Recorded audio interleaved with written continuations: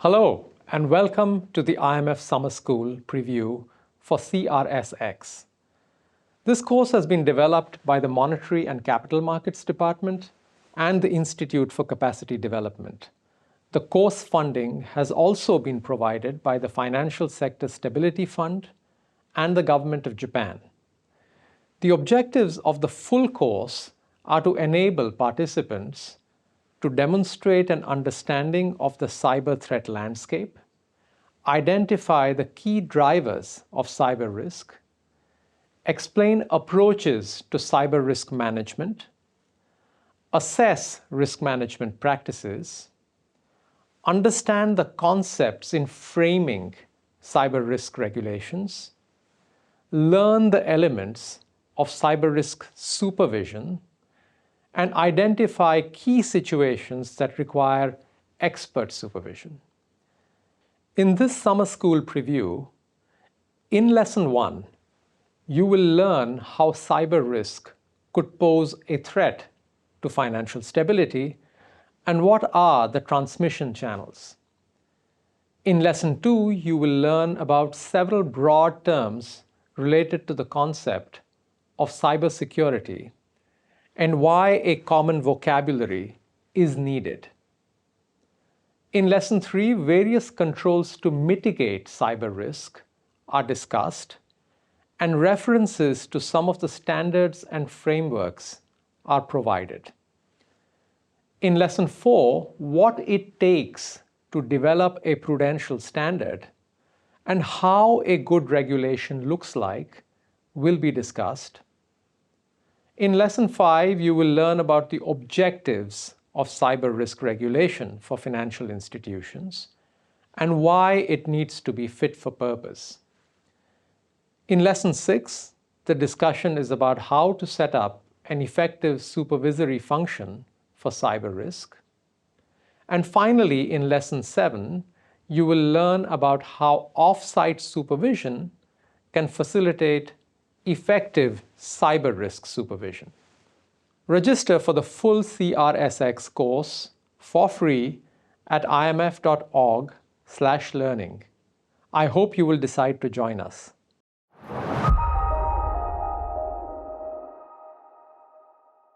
Cyber risk can affect financial stability.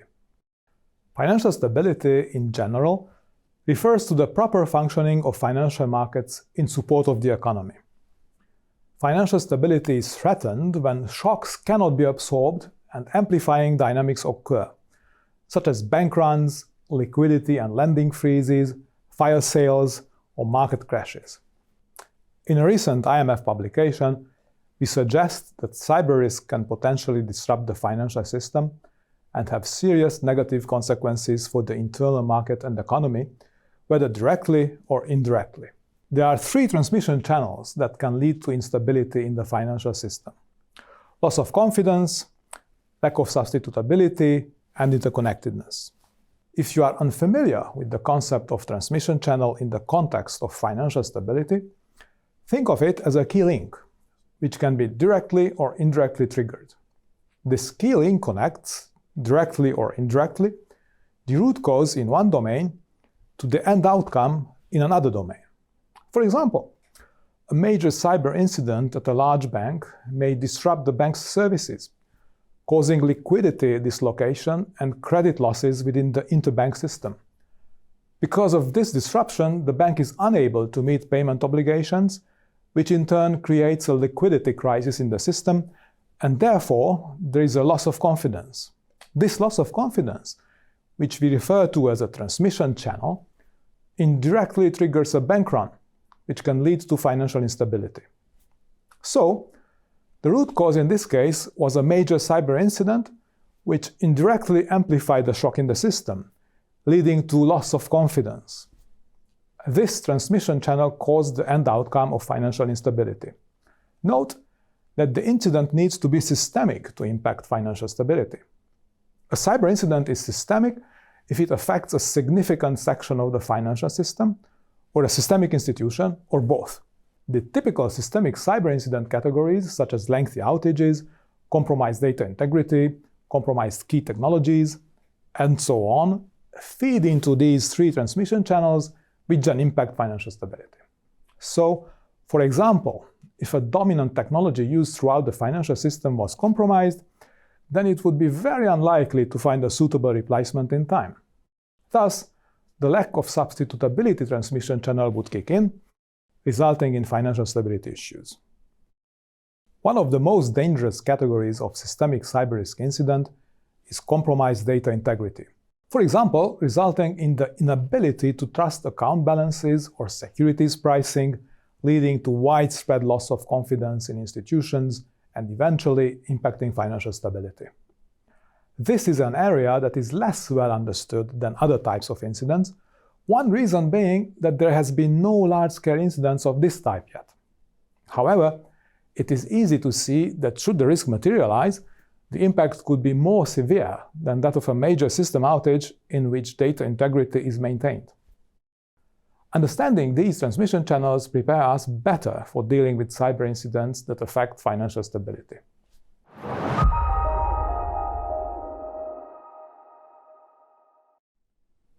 There are several broad terms related to the concept of cybersecurity. IT security focuses on the technical aspects of the security of systems, such as computers or networking devices. Data security is primarily concerned about the confidentiality, integrity, and availability of data held in systems. It is easy to see that this intersects with IT security. Data protection is mainly focused on the compliance with legal requirements to protect personal information.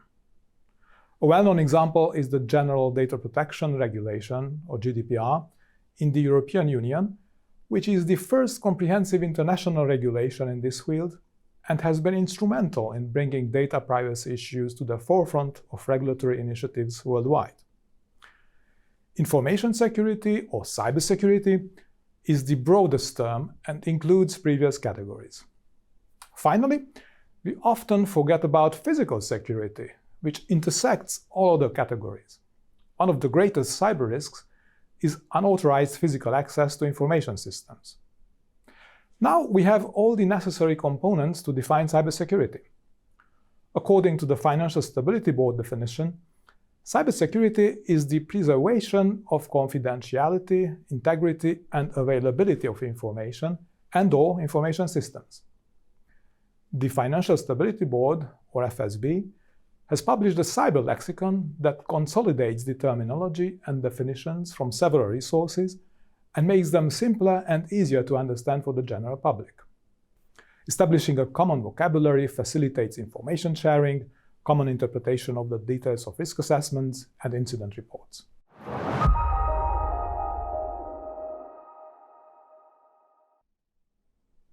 There are multiple ways to mitigate cyber risk, and one of the most important ways is through controls.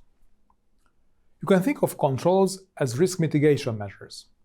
They lower the probability of the risk occurring and/or lower the impact if the risk has occurred. The control could be a strategy, policy, procedure, organizational structure, or a step in a workflow. While technologies support such measures, on their own they can be useless. Consider security cameras. They're only useful if someone monitors them and reacts if they see suspicious activity. The act of monitoring and reacting lowers the risk, and the camera is just an enabler. The same applies in the cyber domain. Controls are defined by control objectives and control procedures. Control objectives state the purpose of the control, or the what, and the control procedures describe the activities carried out to meet the objective, or the how. For example, here's how these terms can be applied in a simple backup control of a client database at a small firm. The objective is to ensure that client data can be recovered in case of data loss. The procedure is that the IT administrator copies the database to a backup disk every day at 6 p.m.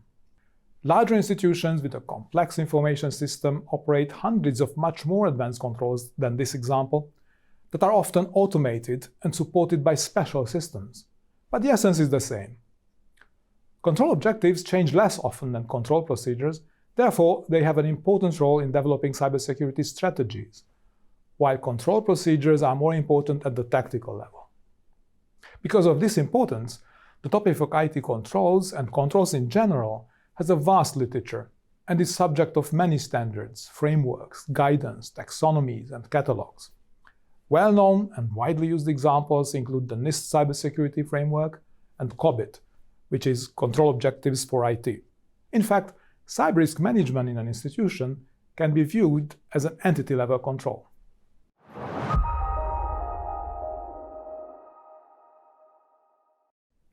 When developing prudential standards and regulation, it is vital that they are written clearly with the focus on the required outcome.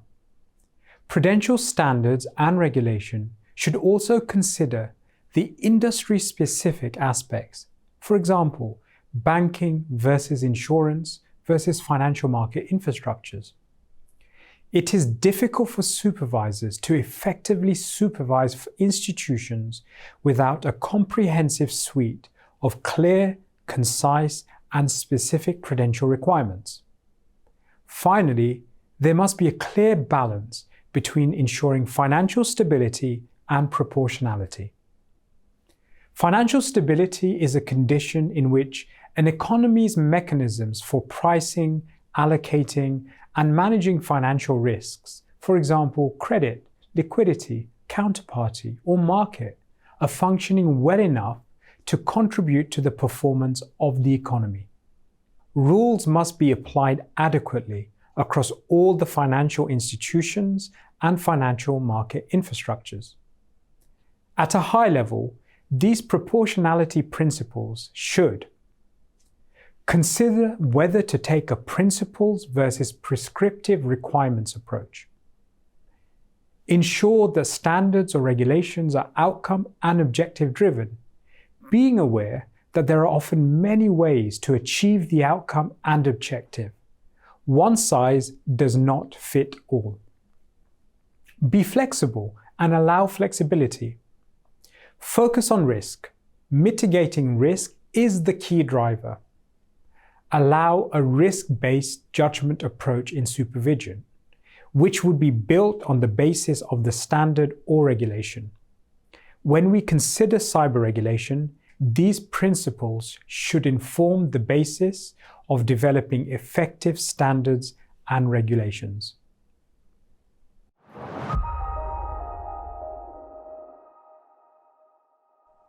The defense of the entire information system is built around three core objectives: confidentiality, integrity, and availability, also known as the CIA Triad.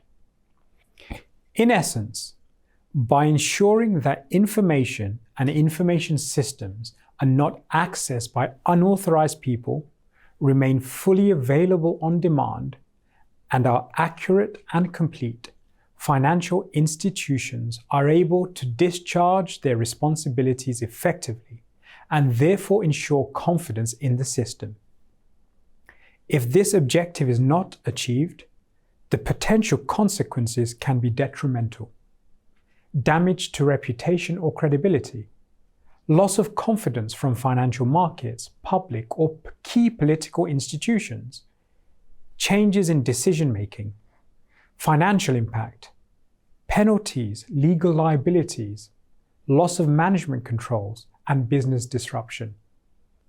A financial institution will traditionally be made up of several types of information systems: hardware, software, middleware, databases, document management systems, production and management zones, applications, etc.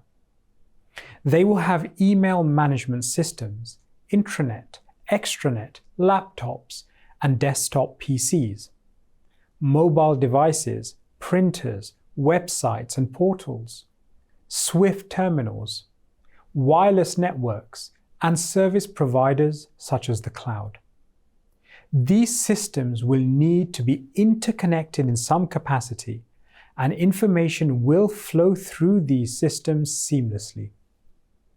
At a generic level, the information infrastructure will look as follows: A cyber attacker will aim to compromise the interconnected information infrastructure of a financial institution.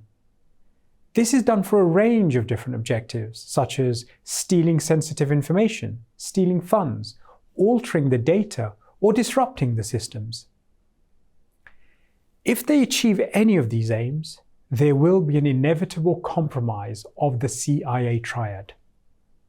When developing cyber standards and regulations, it is essential to be aware of the objectives of the financial institution and the attacker, as standards and regulations must be fit for purpose and capable of preventing or effectively containing these compromises.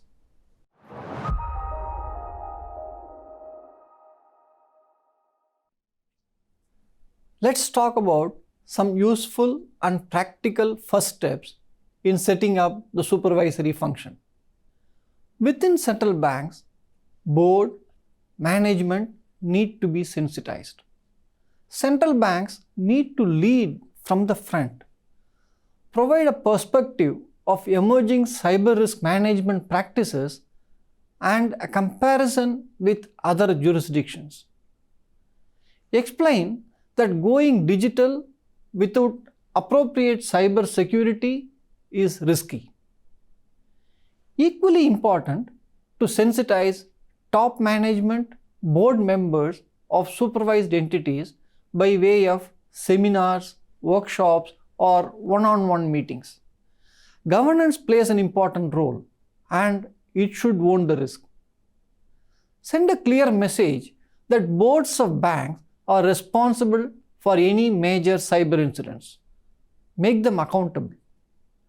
Include technology-related concerns, cyber security concerns in the supervisory reports. Make some actionable points for improvement.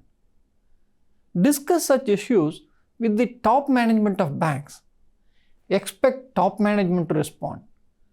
The next step is to understand the technology landscape of banks in the jurisdiction. Use surveys, returns to collect information. Ask major banks to make presentation on their IT architecture and how security is built within. Ask what they perceive as gaps from best practices. That is a good starting point. Supervisory program need not be limited to compliance checking.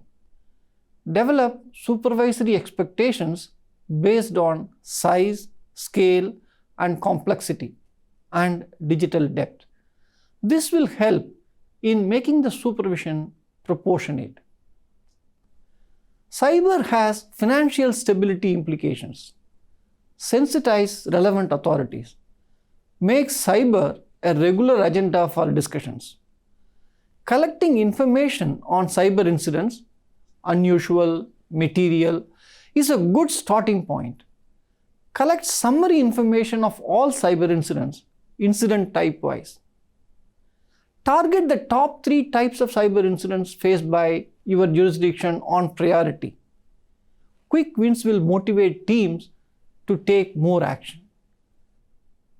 Majority of the cyber incidents are facilitated by lack of cyber hygiene. Rapid progress in cyber hygiene can bring down the number of incidents quickly. It is important to build a team with knowledge and skills. Invest in people. Third-party support in the initial days are fine. Some jurisdictions have gone ahead and established IT subsidiaries to support these types of activities. In conclusion, cyber risk supervision is a people issue first.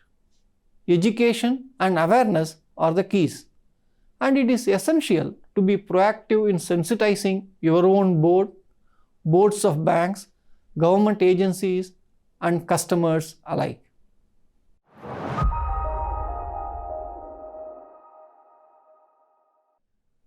Off-site supervision plays an important role in cyber risk.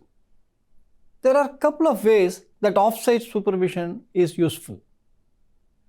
Risk-based supervision is a recognized supervisory best practice and applies to ICT cyber as well.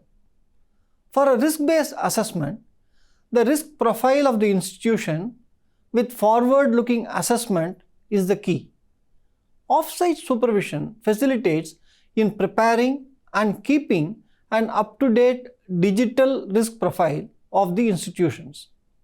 Just as financial soundness indicators help in assessing the financial health, key risk indicators on the digital health can provide similar assessment on digital well-being of the institutions.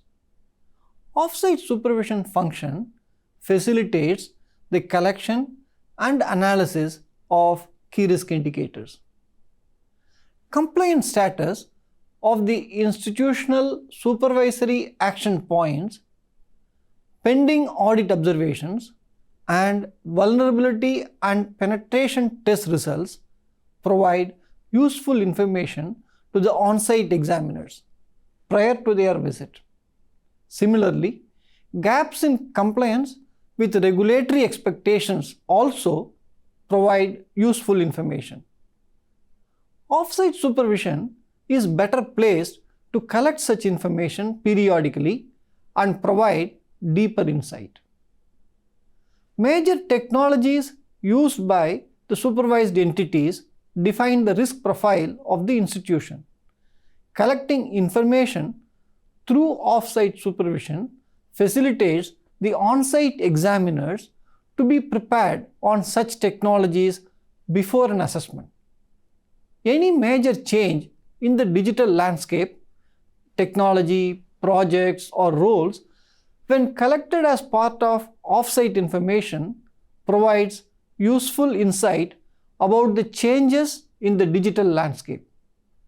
Given the level of digitalization and dependence on third parties, collecting the details about critical third-party service providers in advance through off-site returns helps in assessing the systemic dependence on service providers. Information on the nature and frequency of cyber incidents, including the impact on confidentiality, integrity, and availability of information systems, helps in understanding the digital cyber preparedness of the institutions. Cyber mapping is a useful exercise in understanding the critical nodes with regard to a single supervised entity as well as the whole system. This helps in prioritizing the off-site supervisory efforts and maximizing the supervisory outcome. In conclusion, the benefits that accrue from having an efficient off-site supervision on ICT cyber risk are significant.